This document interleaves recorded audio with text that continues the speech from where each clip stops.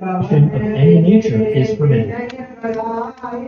By the end of the war, 2.5 million Indians would fight for the British Empire, providing a critical component of the Allied forces that defeated the Axis powers. Powers that succeeded in bringing the war to India's doorstep.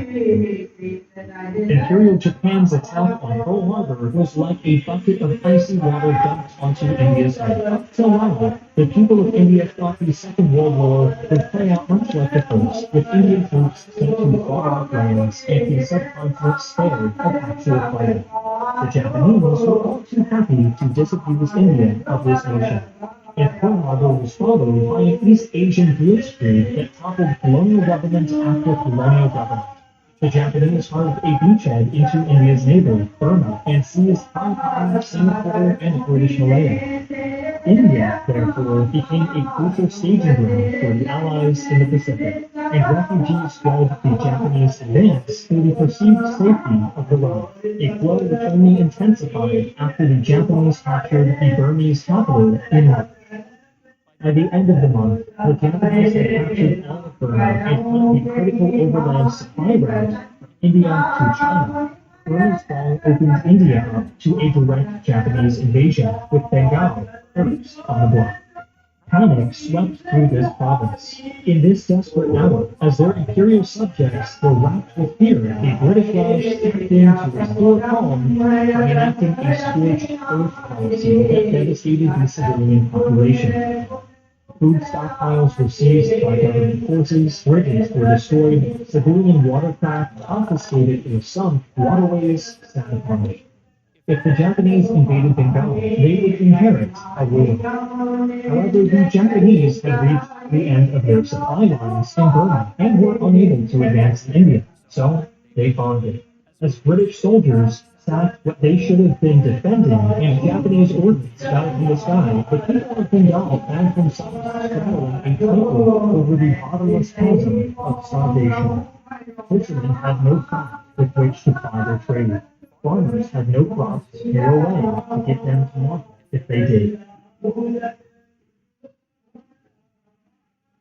In 1942, the ravening claws of hunger would snare India in their clutches. The Bengal famine had begun.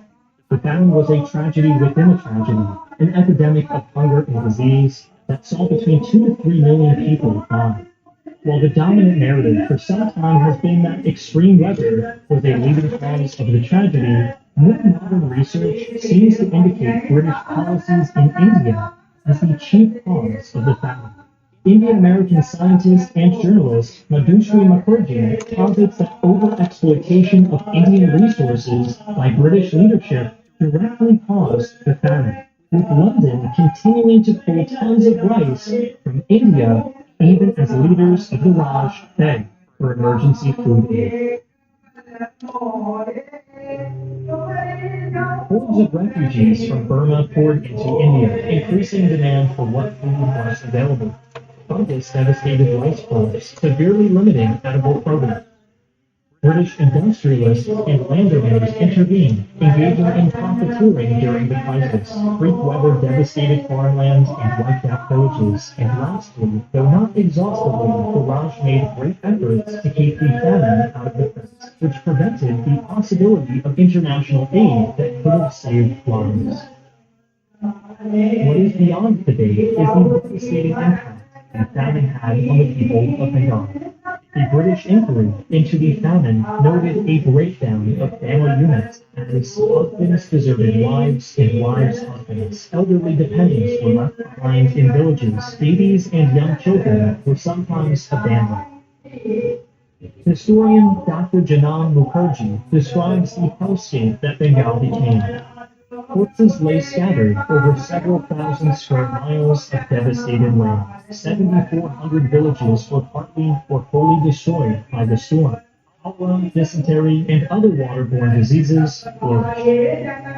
As the Japanese postured and people starved in the streets, social pressures began to mount. Politics in India did not stop with the declaration of war, and Indian nationalism only intensified as British administrators fumbled and fumbled again. The discussion was dominated by Mahatma Gandhi's Indian National Congress, drawn from the Hindu majority of Indians, and Muhammad Ali Jinnah's Muslim League, who feared becoming second-class citizens in an independent India. As time wore on, the INC began to emphasize Hinduism as a critical component to Indian society, leading to the Muslim League's Lahore Resolution, calling for separate Muslim and Hindu states. This marked the effective end of cooperation between the two, and Indian nationalists were driven into the arms of militant extremist leaders. These included pro-Axis forces, such as the Indian National Army, led by Subhas Chandra Bose. Bose grew the INA to 43,000 members at its peak, rallying the disaffected Indians with his promise, "Give me blood, and I will give you freedom." The INA would go on to fight in Burma against the British, collaborating with the Japanese until the war's end. Other Indians chose less drastic methods of expressing their displeasure with the British. As numbers of British and American troops in India swelled, cultural clashes and outright crime ensued. American troops began slaughtering cattle held sacred in Hinduism, while allegations of sexual assault scandalized the Indian population. Gandhi and the INC responded by issuing the Quit India Resolution in August of 1942, a largely symbolic call for India to cease cooperation with the British until they guaranteed independence. The British responded by arresting Gandhi and many INC leaders, who they would hold for 3 years. Gandhi, even from prison, exhorted his followers to peaceful protest. Instead, the Indian independence movement chose violence. Protests in Bombay saw 33 people killed by police in the 4 days following the INC leadership's arrest, and a wave of attacks on government buildings ensued. The British cracked down hard, and 2,500 Indians were killed. The Raj ultimately succeeded in putting down the insurrection, and Indian independence would have to wait until the war was won. While the British fought the Indian people, the Japanese fought the Indian army. Indian troops managed to reclaim some of Burma in December of 1942, and the Japanese responded by bombing Calcutta for several days. Most of 1943, India would be dedicated to reorganization and rearming of the Indian army, as the Japanese had taught the Raj a bloody lesson. They were not ready to face the Japanese in open battle. Troops in the subcontinent ready to defend their home, Indians abroad helped liberate North Africa Africa before participating in Operation Husky, seeing action throughout Sicily. As 1943 drew to a close, the reinvigorated Indian Army prepared to march against the Japanese. The Japanese watched the Indian revitalization with concern and decided they needed to once again launch a surprise attack to keep the initiative. In March of 1944, they enacted war, dubbed Operation Yugo, which saw intense fighting on the Burmese border. The Indians stood against the Japanese at the border towns of Imphal and Kohima. The determined Indians stood their ground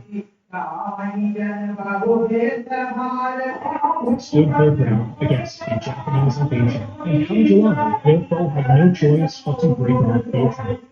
The Indian National Army, on the British, fought in the Japanese attack, and along with civilian collaborators, rendered aid and comfort to the retreating Japanese. As the Allies gave chase to the Japanese and encountered these collaborators, they chose honey over vinegar, sending doctors and food supplies to the isolated villages that had helped the Japanese. In this way, they hoped to win the locals back to the Allied side rather than punish them for collaborating. August brought an Allied drive deep into Burma, and the bloody and brutal campaign to liberate the country merits its own video. Regardless, May of 1945 saw the Indian Army successfully capture the Burmese capital. For India, the war was over, and the end could not have come sooner. Food shortages were rampant even after the official end of the Bengal famine in 1944, and basic necessities like cloth were in equally short supply. Demobilization meant an epidemic of unemployment as war workers were unceremoniously laid off. Members of the INA were arrested and interrogated, but public outcry saw many of them spared prosecution. Some Indians saw the INA as a legitimate member of the independence movement rather than